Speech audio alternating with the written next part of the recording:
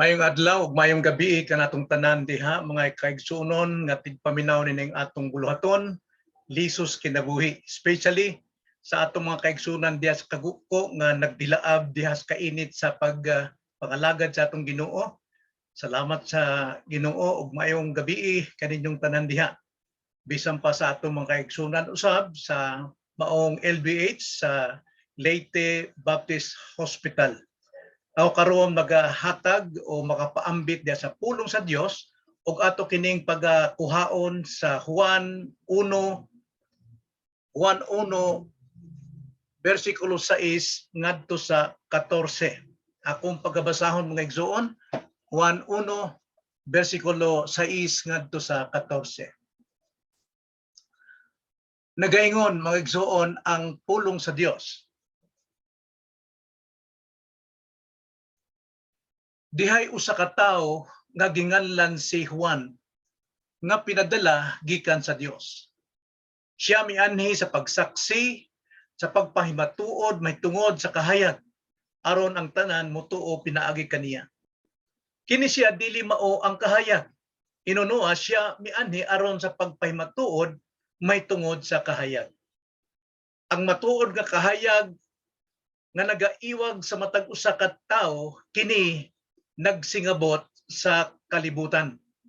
Og siya dinhi na sa kalibutan. Og ang kalibutan nahimo pinaagi kaniya. Ngani ang kalibutan wala makaila kaniya. Siya miabot diha sa iyang kaugalingon. Ngani ang iyang mga tawo wala mo dawat kaniya. Apan sa tanang midawat kaniya, sa tanang mituo sa iyang ngalan, kanila naghatag siya kagahom sa pagkahimong mga anak sa Dios. Kanila nga mga tao gikan dili gumikan sa dugo ni sa pagbuot sa unod ni sa pagbuot sa laki kundili sa Dios. Og ang pulong nahimong tao og ipon kanamo mipuyo siya nga puno sa grasya og sa kamatuoran og among nakita ang iyang kahimayaan. Mga igsoon, kining kangit-ngit, walay kalipay, walay paglaom. O nasinati nako ang maong kangit-ngit sa diha nga kami sa akong anak nakapyutan gyud sa maong coronavirus sa virus.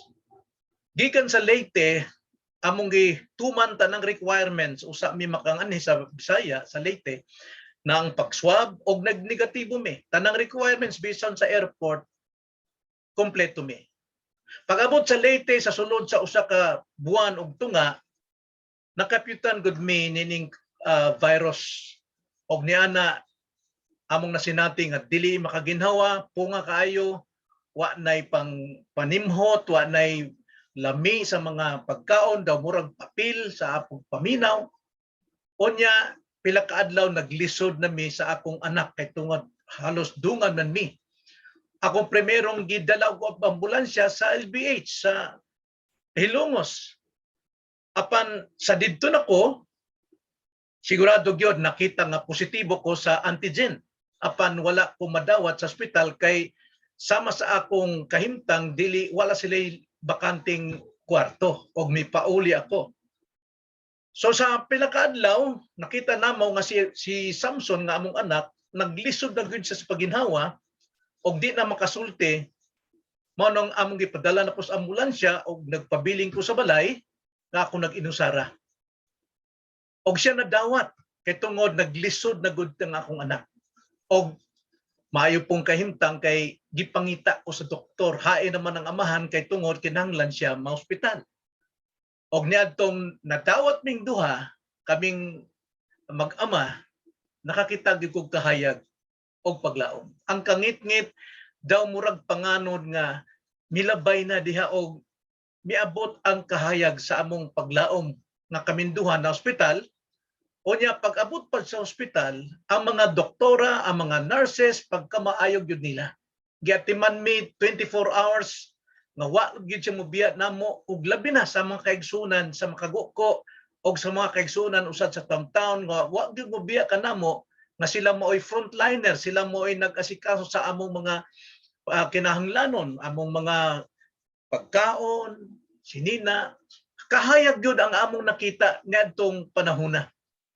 Og labi na sa paggawas namo, pipila ka adlaw ako na quarantine ko sa balay ug akong anak didto sa isolation facilities og nahuman namo ang maong quarantine. Apan niya ng mga adlaw, wala gid mo biya kanamo ang among mga igsuon sa kaguko bisan pa sa taon.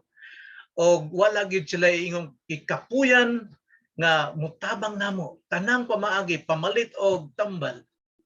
Mao na nga dunag gyud kahayag paglaom ang among nakita niini. Apan mangayo po kog pasaylo sa mga taga-hospital kay tungod dili maayong akong attitude sa diha ko nga naglisod ko sa hospital. Wala gyud mugawas kanako ang maayong mga kinaiya. Apan salamat sa Ginoo kay bisan pagaling nga ako na ako sa kalisdanan wala gyud sila mobiya, mga doktora, mga pasalamat kog dako. Mga igsoon, bisan pa niining kangit-ngit sa kalibutan tungod sa sala, murag nawad-an ang mga tao og paglaom tungod mikuyanap gyud ang kangit-ngit sa ilang kinabuhi. Labi pa sa COVID-19 ang kahimtang sa mga tao kay tungod kining sala usa ni ka sakit nga wa gyud paglaom way kaayuhan, usa ni ka pandemic galibot pasabot tibuok katawhan sa tibuok kalibutan, dili sama sa epidemic ng epidemic ana lamang sa mga lugar sa komunidad sa baryo, apan kini pandemic sa tibuok katawhan o tibuok kalibutan. Naagyod ang virus nga COVID-19 nga wa gyud makatambal ni bisan pang kinsa mga doktor, gawas lamang sa Dios. Kung atong pagabasahon ang Juan 1 sa atong gibasa ganiya, nakita nato kung giunsa sa Dios paghatag diha sa kahayag paglaom sa kalibutan. Kinsay iyang gigamit, giunsa pagdayag kining kahayaga, apan giunsa usab sa pagbalibad sa mga tao niining kahayaga. Apan salamat kay dunay midawat niining kahayag nga mao ang kaluwasan. Og nabasa nato mga igsuon ang bersikulo 6 ngadto sa 14 nga makita nato kung giunsa sa Dios paghatag nining maong kahayag sa kangit-ngit sa sala nining kalibutan. Primero atong tan-awon nga ang kahayag girepresentahan.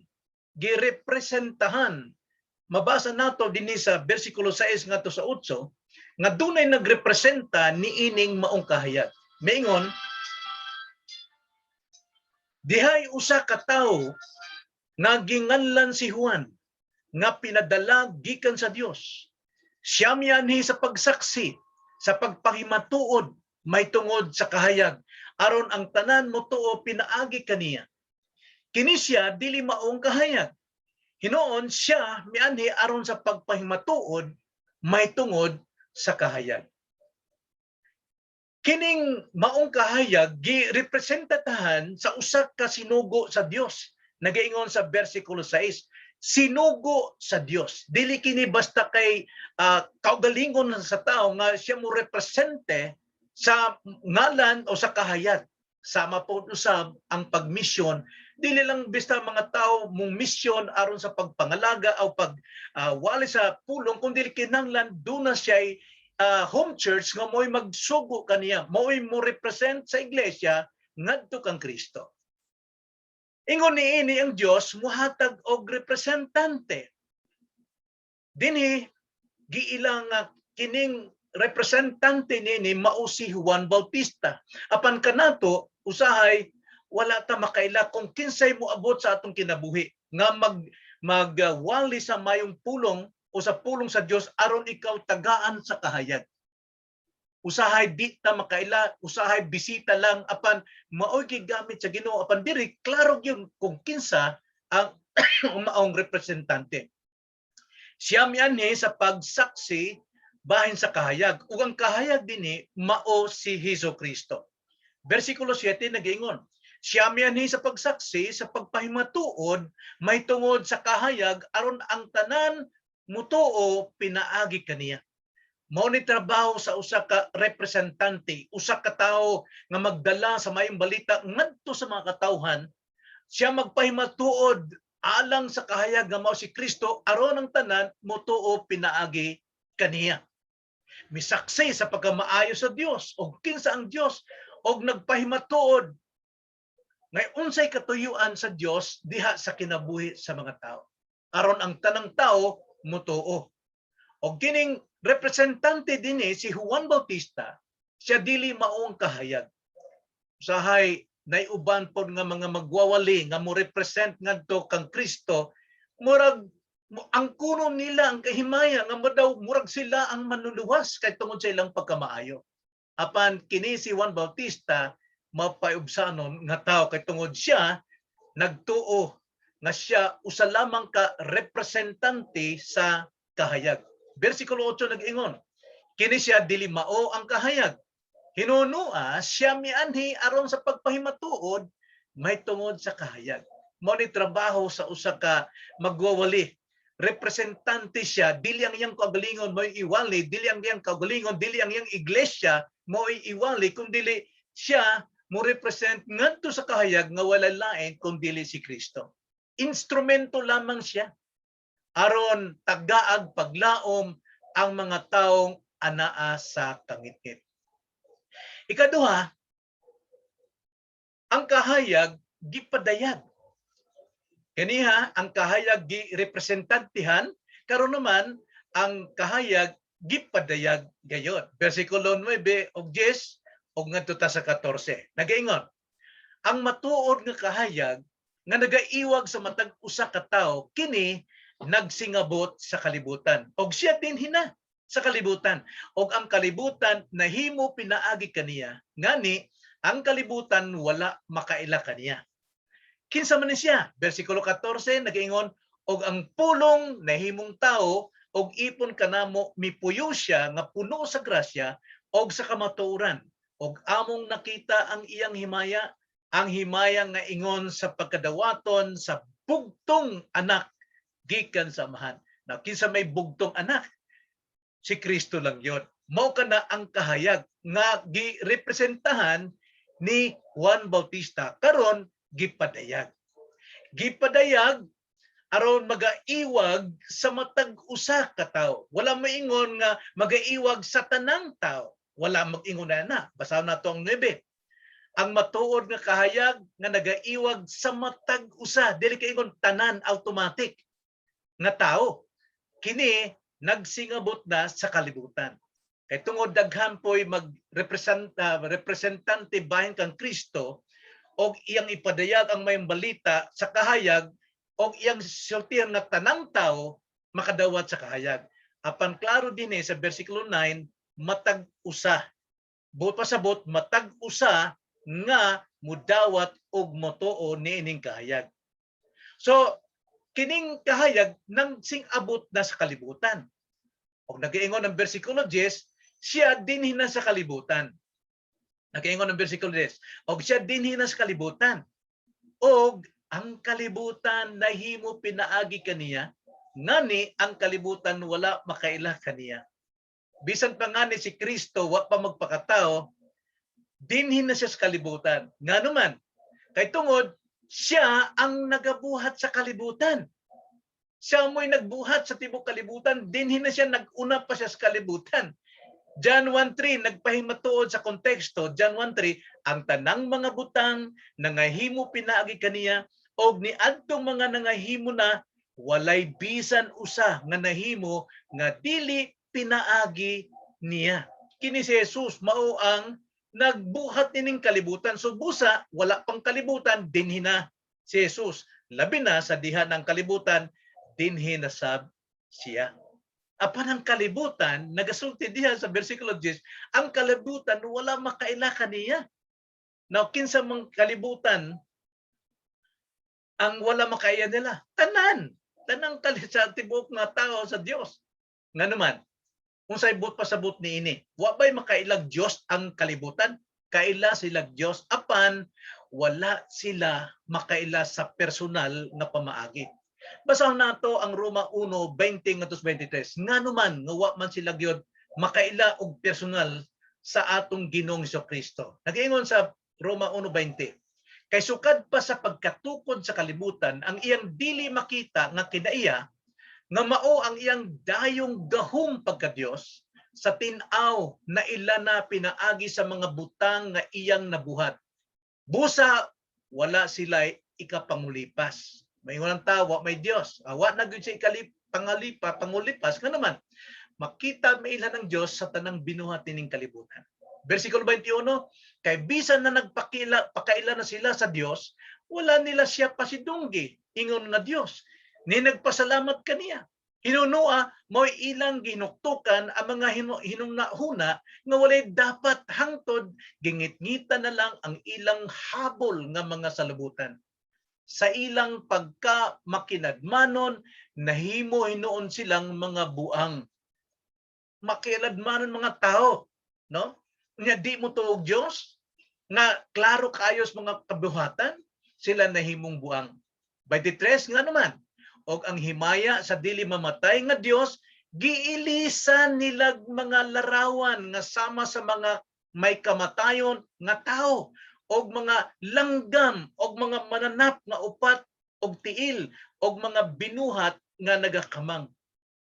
Hinunua sila na nakahibalo nga dunay Dios gamanan makita sa kabuhatan apan ang ilang ginuktukan ang mga butang nga hinimog tao, ang mga mananap sama sa dagway sa mga tao. So kini mga tawhana gipanghimatud-an na nga dunay Dios pinaagi sa maong kahayag apan kini mga tawhana wala mo tuo. Wala gyud sila mudawat diha. Kining kahayag gipanghimatud-an usab sa mga alagad. Versikulo 14 nag-ingon og ang pulong nahimong tawo og ipon kanamo mipuyo siya nga puno sa grasya og sa kamaturan og among nakita ang iyang himaya og himaya nga ingon sa pagpagadawaton sa bugtong anak gikan sa amahan. Mismong ang mga apostol nagpanghimatuod nga naa na ang kahayag mauna si Jesus. Siya ang pulong sa kaniadto. Unya ang pulong kauban sa Dios, ang pulong Dios. O kauban sa Dios ang pulong diha sa Juan 1:1 ngadto sa 2. Mingon ng mga apostol, siya mipuyo uban kanamo. Puno siya sa grasya og sa kamatuoran. Nakita namo ang iyang himaya. Siya mao ang bugtong anak. Kinsang bugtong anak? John 3:16 kay balutan na nag-iingon. Kay gihigugma gayud sa Dios ang kalibutan tungod ni ana gihatag niya ang iyang bugtong anak. Aron ang tanan nga mosalig kaniya dili malaglag kun dili may kinabuhing dayon. So kini si Jesus gipadayag. Primero, girepresentantihan siya og mga magwawali sama ni Juan Bautista og karon sama sa mga misyonaryo karon gipadayag na gyud siya pinagi sab sa pulong sa Dios. Ikatulo, ang kahayag gisalikway.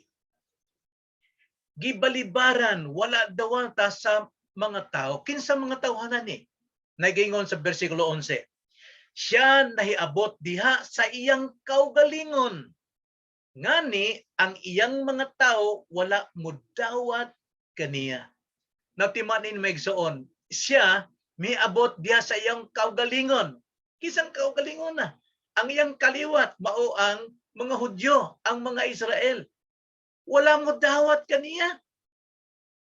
Labi na ang mga dili Hudyo.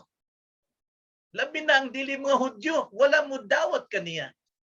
Now, tanaw na to. Bisan pa ang iyang kaugalingong kaliwatan, wala gyud mo dawat kaniya. Now, kinsa man si Jesus sa iyang kaliwatan. Atong tanaw ng Roman 9, versikulo 1 ngadto 5. Nagaingon, Magasulti akong tinuod sama ni Pablo mo'y nagstorya nini mo'y nagsuwat nini mo'y nagsuwat.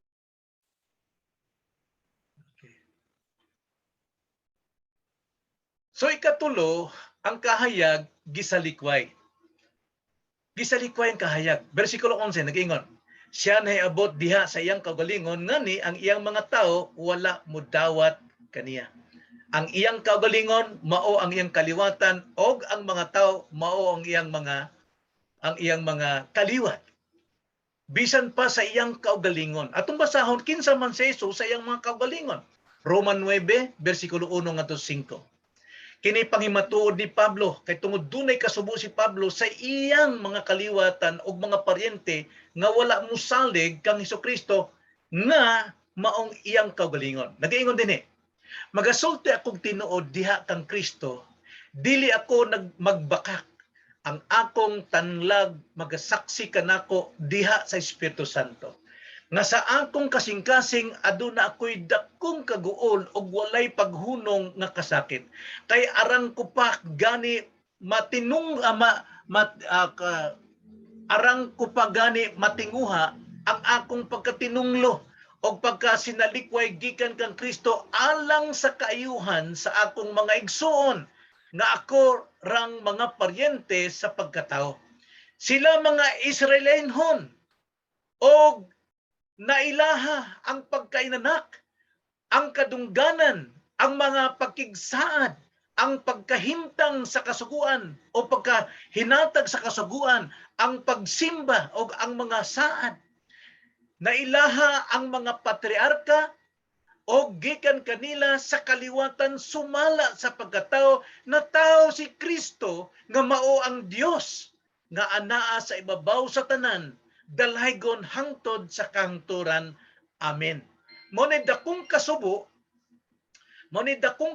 ni Pablo sa iyang mga kaparyentehan, sa mga kaugalingon ni Hesukristo nga bisan pagali si Kristo gikan kanila apan wala gyud sila mosalig kang Kristo, inay duna sila'y lain nga pagkamatarong nga ilang gikuptan. Wala nila dawata si Jesus, sumala sa bersikulo 5 no sa Roma 9:5. Nailaha ang mga patriarka o gikan kanila sa kaliwatan sumala sa pagkatao na tao si Kristo nga mao ang Dios nga anaa sa ibabaw sa tanan dalaygon hangtod sa kangturan. Amen. Apan wala nila dawata. So maunay kasagaran sa mga tao bisan pa sa atong panahon. Bisan nakailana sila kang Kristo nga nagbuhat nining kalibutan apan dili nila dawaton si Kristo.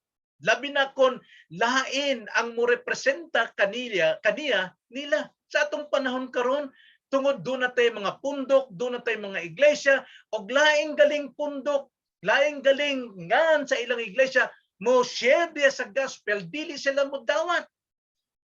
Na nakaibaw sila nga kini representante sa atong Ginoo apan dili sila mo dawat kay tungod doon na sila gikuptan sama sa mga Israelenhon na dili nila dawaton si Kristo bisan pa si Pablo na ang nagwali kanila. Ang gitan-aw nila mao ang tao, ang pundok, dili ang kamatuoran. Apat tungod sarado ang kanilang panabot. Mao nay problema sa mga tao. Sarado gyud ang ilang panghunahuna, dili sila modawat kung dunay magwali nga lahi sa ilang pundok. Apan unsaon naman na kung tinuod tong ilang giwali. Sumala sa Roma 10:1-3 mo na isulti ni Pablo ang kaguol. Mga igsuon ang tinguha sa akong kasing-kasing o ang akong pag-ampo ngadto sa Dios alang kanila mao nga mga luwas unta sila. Kay saksi ako nila nga sila adunay kasibot alang sa Dios apan kini maoy kasibot nga wala duyugi sa kaybalo.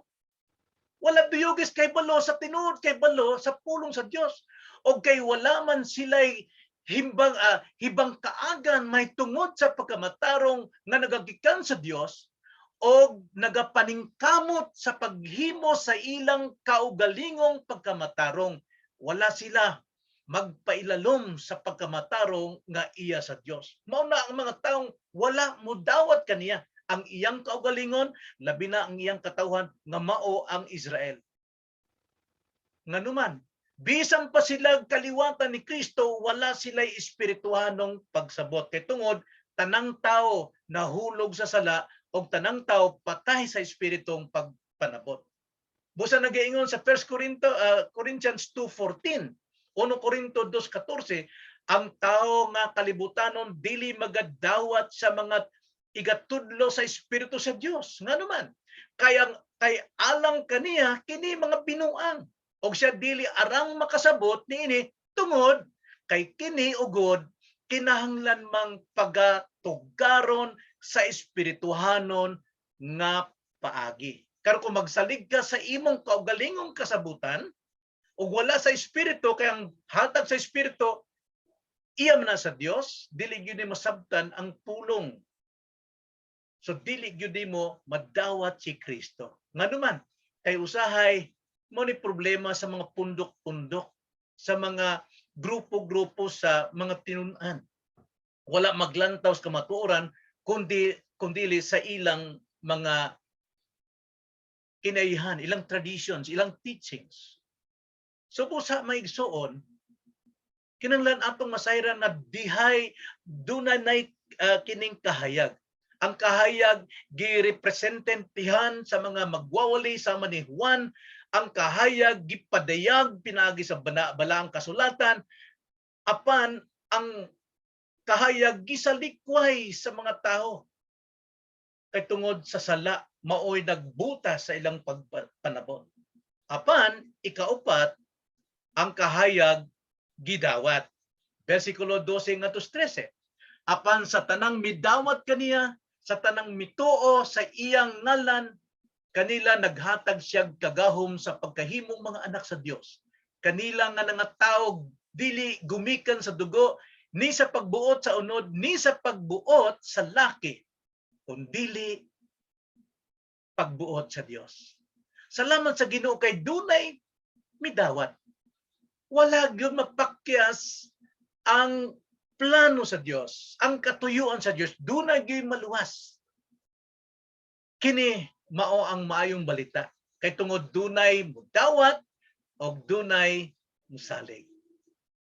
Sa bersikulo 12 nag-ingon, apan sa tanang midawat kaniya, sa tanang mituo sa iyang ngalan, kanila naghatag siya kagahom sa pagkahimong mga anak.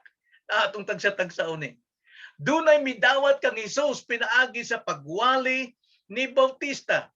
Pinaagi sa pagrepresentante ni Bautista sa pagwali sa mayong balita, bisan pa sa atong panahon karon dunay midawat. Bisan pa sa panahon sa mga apostol, dunay midawat. Sa mga misyonaryo, dunay midawat. Nganuman kay wala sila maglantaw sa pundok, kundi naglantaw sila sa kamaturan. Kinsa ang mga midawat kang Hesus? Basahan nato ang bersikulo 12. Apan sa tanang midawat kaniya, sa tanang mituo sa iyang ngalan. Ang midawat kang Hesus kadtong nagatuo sa iyang ngalan. Nga nag-iingon sa Acts 4:12, walay lain ngalan sa silong sa langit ang kinsa bisan pa nga lain kay walay bisan unsa pang lain nga ngalan sa silong sa langit nga gikahatag ngadto sa mga tao nga pinaagi nini maluwas kita. Walay laing ngalan. Walay pundok, walay relihiyon. Og sila gihatagan sa kagahom nga mahimong anak. Munay pagkanindot. Kadtong midawat kay tungod misalig kang Hesus, sila ang gitagaan og kagahom sa pagkahimong mga anak. Ano man ang pangutana, nganong mituo man sila og midawat? Atong basahon ng bersikulo 13. Nag-ingon, kay kanila nga nangatawo gikan dili gumikan sa dugo, ni sa pagbuot sa unod, ni sa pagsabot sa laki, kundili sa Dios. Atong tagsa-tagsaon og usab.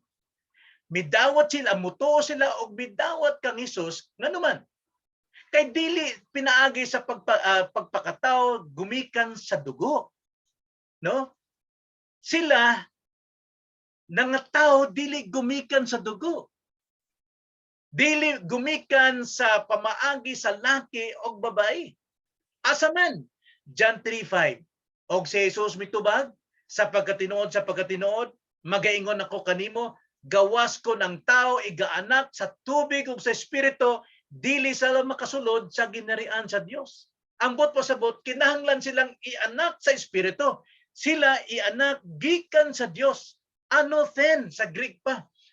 From God, above, ano? Sila ay anak pinaagi dito sa taas sa Dios gikan. Kinahanglan sila ianak pag-usab pinaagi sa espiritu. Basahon nato otro ang John 3 verses 5 to 6. Nagaingon. Og si Jesus mitubag sa pagkatinuod, nagaingon ako kanimo, gawas ko ng tao igaanak sa tubig o espiritu, dili siya makasulod sa ginharian sa Dios. Dili gyud niya makita ang ginharian sa Dios, dili niya masabtan. Nganuman bersikulo 6, ang gianak sa unod, unod man. Og ang gianak sa espiritu, espiritu man. So anhag gyud makita nga kini mga taong midawat sila kay tungod do na sila pagtuo. Ang pagtuo nila gikan gyud sa kamatuoran sa pulong sa Dios. So dihay usa ka kahayag nga miabot. Og kini ang kahayag girepresentahan sa mga tao nga nagawali sa pulong sa Dios. Kini gipadayag pinaagi sa pulong sa Dios og kini gisalikway usab sama sa giingon sa pulong sa Dios. Apan dunay midawat niining kahayag. Kaya busa maigsoon ang akong pangutana, miabot na ba nimo ang kahayag? Unsa may imong gibuhat? Unsa may imong pagtuo nining kahayag ka?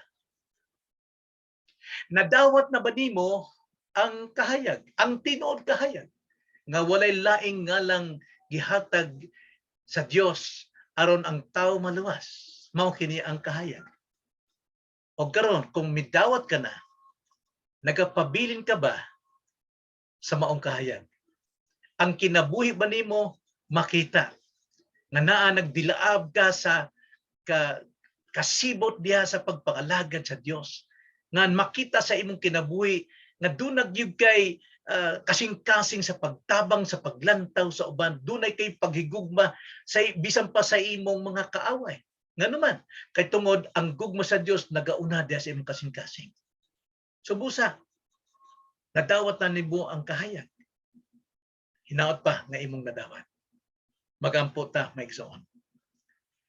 Salamat Ginoo sa imong pulong umoy nag-abli sa among panumduman aron masabtan namo nga si Kristo maong kahayag o kini si Kristo gipaila girepresentahan sa tanang mga magawali, sa tanang mga pastor, sukad ngadto kang kila Juan Bautista sa mga apostol hangtod sa among panahon karon.